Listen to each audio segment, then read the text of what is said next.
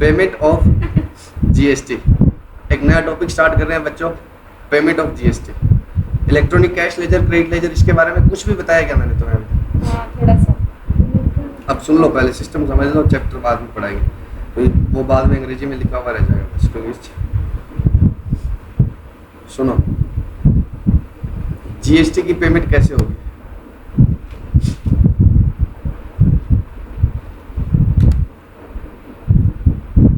सुनो मेरी बात। सबसे पहले आप GSTR1 कब अपलोड करते हैं? नहीं बताना?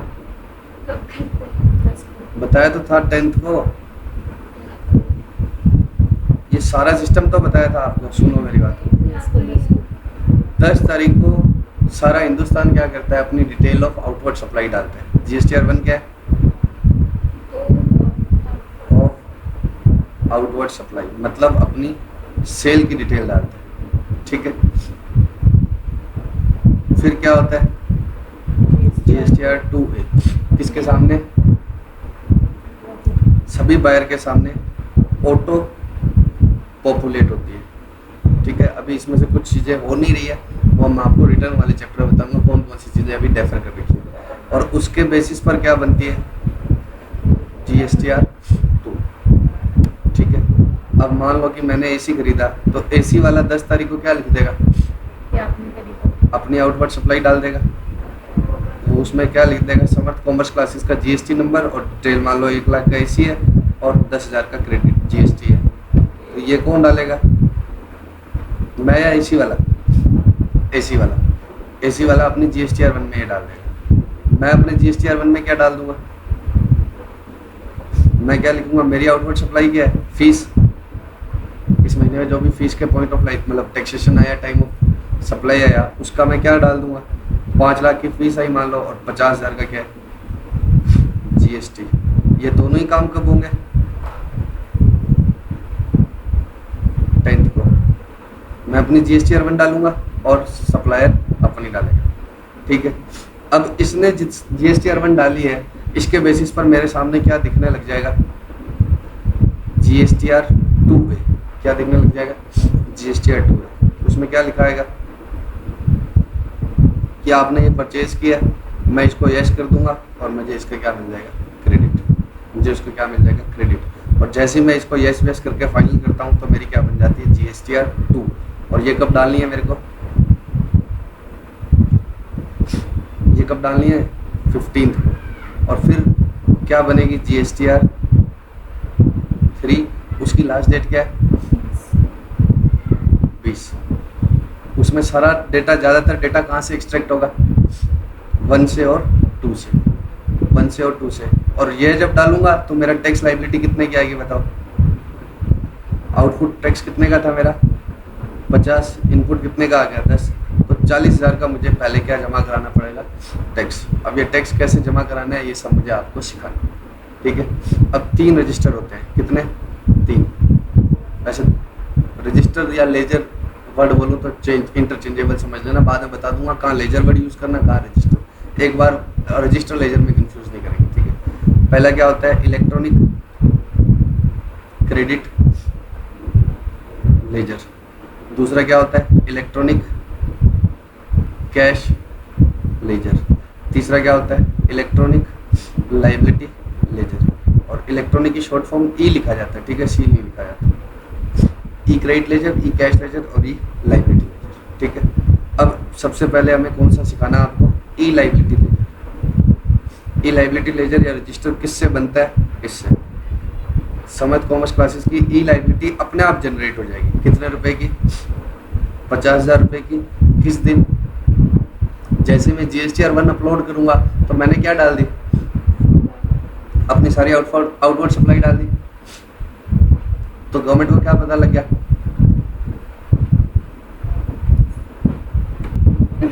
हाँ, अब सुनो, मैंने क्या कर दी?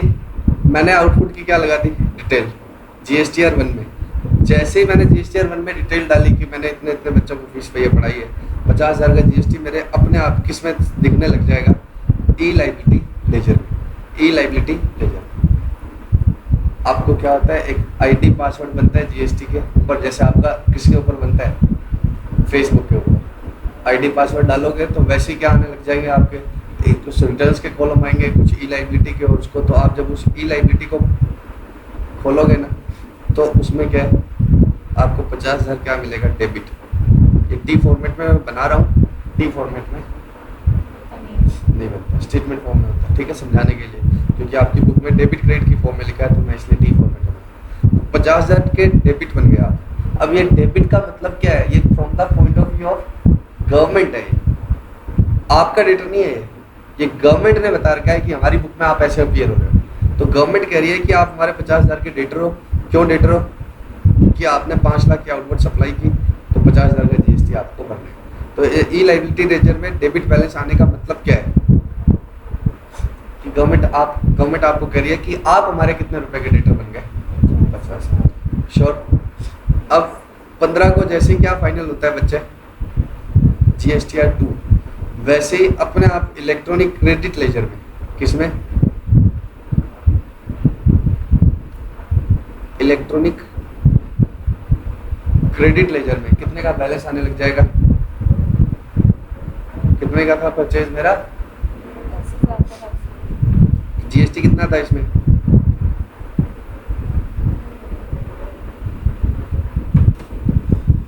इलेक्ट्रॉनिक क्रेडिट लेजर में कहां से बैलेंस आता है, जब आपकी GSTR 2 फाइनल होती है।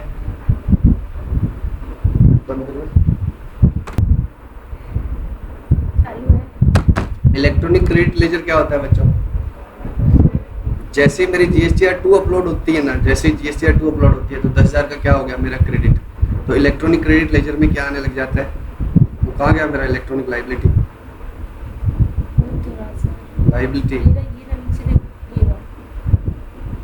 वही तो था, मैंने डेबिट क्रेडिट की फॉर्म में बनाया था, चलो मैं वापस बना देता हूँ। इलेक्ट्रॉनिक लाइबिलिटी रजिस्टर ये किससे बनता है मेरा, जैसे मेरी GSTR 1 अपलोड होती है गवर्नमेंट को पता लग जाता है कि इसकी लाइबिलिटी इतनी है और गवर्नमेंट इस अकाउंट में क्या लिख देगी, 50,000। जैसे GSTR कौन सी अपलोड होती है 2, क्या बन जाता है, इलेक्ट्रॉनिक क्रेडिट लेजर, और क्रेडिट लेजर में 10,000 रुपये क्या आ जाता है, क्रेडिट आ जाता है। अब ये समझ लेना कि इन अकाउंट में क्रेडिट आना इस मेरे फायदे की बात है, ये समझ लो बैंक अकाउंट के जैसे, और डेबिट आना मतलब मेरे को गवर्नमेंट को देने हैं, तो ये 50,000 रुपये मुझे किसको देने हैं, गवर्नमेंट को, और ये 10,000 क्या हो गया, ये 10,000 रुपये किससे लेने हैं, गवर्नमेंट से लेने हैं, लेने मतलब ये एडजस्ट हो जाए। अभी एक तीसरा और बनेगा अभी तो, इलेक्ट्रॉनिक कैश लेजर। अब ये तीसरा क्या होता है, इलेक्ट्रॉनिक कैश लेजर, इसमें बैलेंस कैसे आता है ये बताना, पहले मुझे बताओ इसमें कैसे आता है, लाइबिलिटी रजिस्टर लेजर में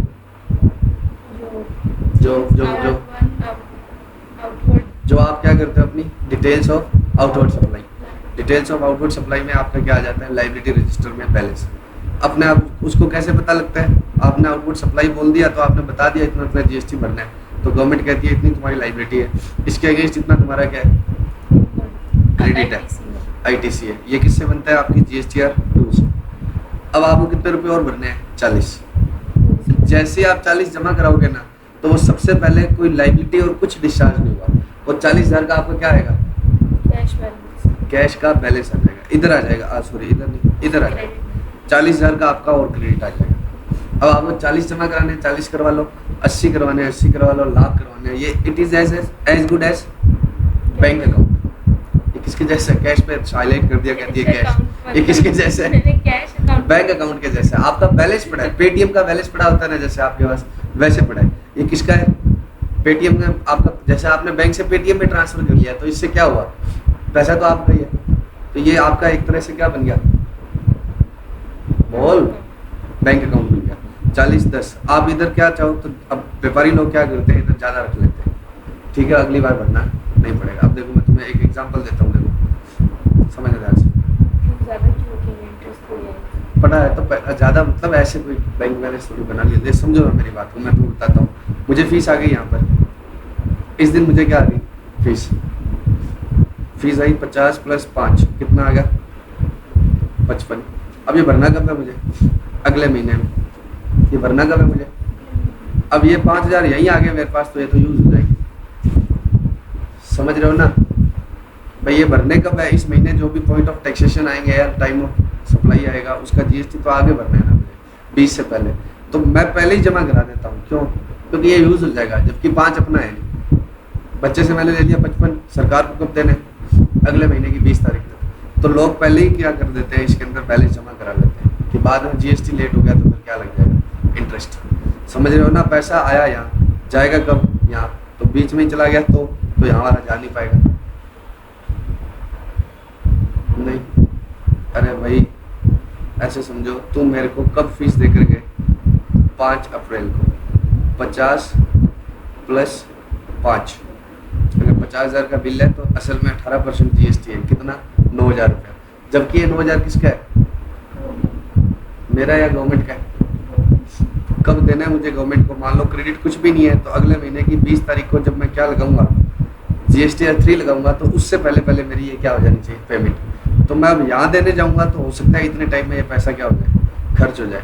तो लोग अपना एस्टिमेशन के हिसाब से कुछ रुपया पहले किस में रख लेते हैं, कैश लेजर। आ तो गया ही ना अपने पास। तो यहाँ पर कैश लेजर में एग्जैक्टली कितना जमा नहीं होता, 40 लोगों का पहले से बैलेंस पड़ा होता है। तो आप जीएसटी में क्या करते हो, जीएसटी में क्या करते हो, जब भी आप जमा करवाते हो तो आपका ना तो कोई लायबिलिटी डिस्चार्ज हुई ना बात, वो आपके किस में आ गया, कैश लेजर में। आपको 40 जमा करवाना है 40 कर दो, 30 करवाना है 30 करवा दो, 30 तो क्या करोगे, ज़्यादा करवाना है तो ज़्यादा करवा दो, बट आपका balance appears in cash ledger. अब आपकी इच्छा पर है कि आपको ये 50,000 कैसे डिस्चार्ज करना है। आपको ये 50,000 कैसे डिस्चार्ज करना है, क्रेडिट लेजर से डिस्चार्ज करना है तो क्या कर दो, क्रेडिट लेजर को 10,000 डेबिट करवा दो और इसको क्या करवा दो, क्रेडिट।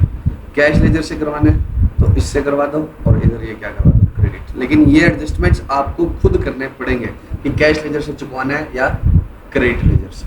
आप जो भी पैसा जमा करवाओगे वो सीधा जीएसटी लायबिलिटी डिस्चार्ज नहीं होगी। वो क्या डिस्चार्ज हो, वो कहाँ पहुंच जाएगा पैसा, आपके पेटीएम में। अब पेटीएम से चुकाना है तो उसको खत्म कर दो और यहाँ से लायबिलिटी खत्म होगी। लायबिलिटी क्या थी, डेबिट थी, जो क्या हो गई, क्रेडिट। इससे करवाना है तो इससे करवा दो, ठीक है। और ये एग्जैक्टली ऐसे नहीं होता कि 50 ही था, यहाँ आपका बैलेंस थोड़ा क्या पड़ा रहता है, ज़्यादा। और कई बार यहाँ बैलेंस क्या हो जाता है, ज़्यादा। क्यों हो जाता है, जैसे आपकी इनपुट रेट क्या है, कम है, और आउटपुट रेट, इनपुट रेट क्या है, ज़्यादा है, और आउटपुट की रेट क्या है, कम है। जो आप रॉ मटेरियल खरीदते हो उस पर रेट लगती है 18%, तो क्या हो गया, 1,18 आ गया। अब आप जब बेचते हो उससे फिनिश गुड्स तो उसकी रेट कितनी लगती है, 5%, तो कितना हो गया, बेचा आपने इसी 1 लाख के माल को कितने में बेचा, 1.5 लाख में। तो 1.5 लाख का 5% कितना आया, 7500। तो कई बार आपके पास क्रेडिट भी हो सकता है, एक्सेस पुराना क्या पड़ा हो सकता है,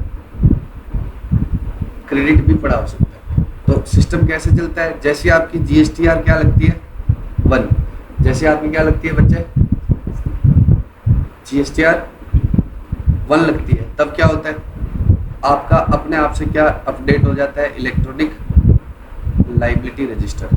अब इसमें बताओ जल्दी से, डेबिट आएगा या क्रेडिट आएगा, जीएसटीआर 1 लगाऊंगा तो मेरा गवर्नमेंट मेरे से मांगना निकालेगी, और गवर्नमेंट के पॉइंट ऑफ व्यू से मैं क्या हो गया, डेटर। तो इसमें क्या होता है, डेबिट। क्या किया था, तो इसमें क्या आ जाता है, डेबिट। जैसे जीएसटीआर 1 लगाते हैं तो ये क्या हो गया, डेबिट हो गया। डेबिट का मतलब, मैं अगर हिंदी में लिख देता हूँ उसको तुम्हें समझ में आएगा, मुझे गवर्नमेंट को देना है, डेबिट साइड मतलब मेरी लायबिलिटीज है, ठीक है। आप उसको गवर्नमेंट को मुझसे लेना है, तो गवर्नमेंट के पॉइंट ऑफ व्यू से डेटर हो गया। ये ले, इतनी कोई बड़ी बात नहीं है ना, कोई गैले नहीं पढ़ रहे हैं आगे कि इस ये बेटर लिख देते, वो लिख देते, कुछ नहीं लिखना, लोग तो समझ जाएंगे। एक तुम ही होशियार पैदा हुई हो, बाकी तो ऐसे ही। डेबिट में क्यों आता है, क्योंकि मेरा किसको देना हो गया है, गवर्नमेंट को, और ये किसके पॉइंट ऑफ व्यू से बने हुए हैं, गवर्नमेंट के हिसाब से, गवर्नमेंट के हिसाब से बने हुए हैं। तो गवर्नमेंट ने मुझे क्या क्रिएट कर लिया, डेटर। ये समझ लो किसकी किताबें हैं, गवर्नमेंट की बुक्स है। तो गवर्नमेंट ने मुझे क्या बना लिया, डेटर। और इलेक्ट्रॉनिक क्रेडिट लेजर में मेरे को जो क्रेडिट मिल रहा है वो कहाँ जाता है, यहाँ पर आ जाता है। और कैश लेजर में क्या होगा, जब जैसे ही मैं कोई पैसा जमा कराऊंगा टैक्स का, टैक्स टूक्स का नहीं, मैं जैसे ही जमा कराऊंगा पैसा तो वो कहाँ पर अपीयर होगा, cash ledger, electronic cash laser, ठीक है। तो आपने लोगों के मुंह से सुना होगा कैश लेजर में कितना बैलेंस है, क्रेडिट लेजर में कितना बैलेंस पड़ा हुआ है। लायबिलिटी रजिस्टर ये किससे बनता है? GSTR 1 से। ये किससे बनता है? GSTR 2 से। ये किससे बनता है? किसी से नहीं है, हमें क्या करना पड़ता है? जमा कराना पड़ता है। अब GST में पेमेंट की ड्यू डेट क्या है, पहले ये बताओ। पेमेंट की कोई ड्यू डेट नहीं लिखी हुई, बस क्या लिखा हुआ है, अगर 20 तारीख को आपने जो GSTR 3 लगाई वो किसके बिना लगी? GST पे किए बिना, तो क्या होगा? वो रिटर्न इनवैलिड मानी जाएगी। वो रिटर्न क्या मानी जाएगी? इनवैलिड। तो इनडायरेक्टली GST में पेमेंट की ड्यू डेट क्या आ गई? GSTR 3 की ड्यू डेट। GSTR की 3 की ड्यू डेट से पहले पहले आपका क्या हो जाना चाहिए?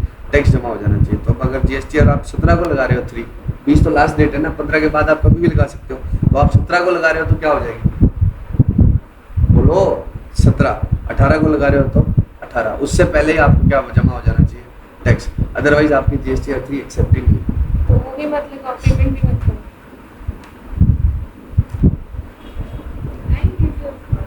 क्या? अरे हाँ, अब सुनो, तो GST में पेमेंट की ड्यू डेट कुछ भी नहीं लिखी हुई, उसमें तो क्या लिखा हुआ है? GSTR 3 आपकी वैलिड नहीं मानी जाएगी अगर आपने टैक्स नहीं भरा। तो अगर आप GSTR 3 16 को भरते हो तो उस दिन भर देना, 17 को तो 17 को, 18 को तो 18 को, ठीक है। अब आप मान लो ऐसे लोगों का कैसे चलता रहता है सिस्टम, बताऊं तुम्हें। इलेक्ट्रॉनिक लाइबिलिटी तो किससे बन जाती है? बोलो ना, इलेक्ट्रॉनिक लाइबिलिटी तो किससे बन जाती है? GSTR 10 से बन जाती है। 10 तारीख को जो रिटर्न लगती है उससे GSTR 1 से, क्या 10 से बन जाती है? GSTR 1 बोलना, GSTR 1 से बन जाती है, सुनना नहीं होता। ठीक है। डेबिट। इलेक्ट्रॉनिक क्रेडिट किससे बन जाता है? 15 से, क्या GSTR 2 से। और इलेक्ट्रॉनिक कैश लेजर कैसे बनता है? मेरे ही जमा कराने से। अब ऐसे चलता रहता है लोगों का बैलेंस। यहाँ पड़ा हुआ है 5 लाख, यहाँ पड़ा हुआ है 4 लाख, यहाँ कितना पड़ा हुआ है? 2 लाख। तो रजिस्टर, अब क्या करना होगा तुम्हें? बोलो। अपने आप से GSTR 3 भरते समय क्लियर करना पड़ेगा। अपने आप से GSTR 3 भरते समय क्या करना पड़ेगा? क्लियर। क्या क्लियर करना पड़ेगा? कि आप इसको डेबिट करके इसको क्रेडिट करवाना चाहते हैं या इसको डेबिट करके इसको क्रेडिट करवाना चाहते हैं, ठीक है। अब ऐसे अपने आप नहीं मान लेगा, अगर आपने एडजस्टमेंट नहीं किया तो भी इंटरेस्ट लग जाएगा आपके इस आउटपुट के ऊपर। क्यों लग जाएगा? क्योंकि आपने एडजस्टमेंट तो किया ही नहीं, वो लायबिलिटी डिस्चार्ज नहीं हुआ। हाँ, ऑटोमेटेड सिस्टम क्यों नहीं है? आप अपना बताओ, आपको क्रेडिट से यूज करना है या किससे यूज करना है? यूज क्या करना है? दोनों ही बैलेंस मेरे हैं, लगाते रहो। ऐसे अपनी मर्जी से कैसे लगा देंगे बताओ? तुम्हारे 2 क्या खातों में फर्क पैसा पड़ेगा? पड़ा है ऐसा समझ लो, और तुम्हें कोई इलेक्ट्रिसिटी बिल भरना है तो बैंक वाला अपनी मर्जी से थोड़ी बता देगा पर ये। इसमें क्या फर्क पड़ेगा? फर्क पड़ेगा, मैं तुम्हें बाद में बताऊंगा कि इस क्रेडिट लेजर का बैलेंस सिर्फ किस में यूज होता है? टैक्स पेमेंट में, और इसका टैक्स पेनल्टी कोई भी अमाउंट पे करने में यूज हो सकता है, ठीक है। तो इनके आगे इस क्रेडिट लेजर का अभी अब पहले बात की बात नहीं है, आपको खुद बताना पड़ेगा कि क्या करना, ठीक है। अभी ये बात अभी मैं नहीं समझा रहा हूँ, ठीक है, इसने पूछ लिया इसलिए मैं बता रहा हूँ, ये बात बाद में करेंगे। मैं तो सिर्फ सिस्टम बताना चाहता हूँ कि कैसे चलता है, पक्का? अरे बोलो नालायक। हाँ, मैं पढ़ाना स्टार्ट करूँ।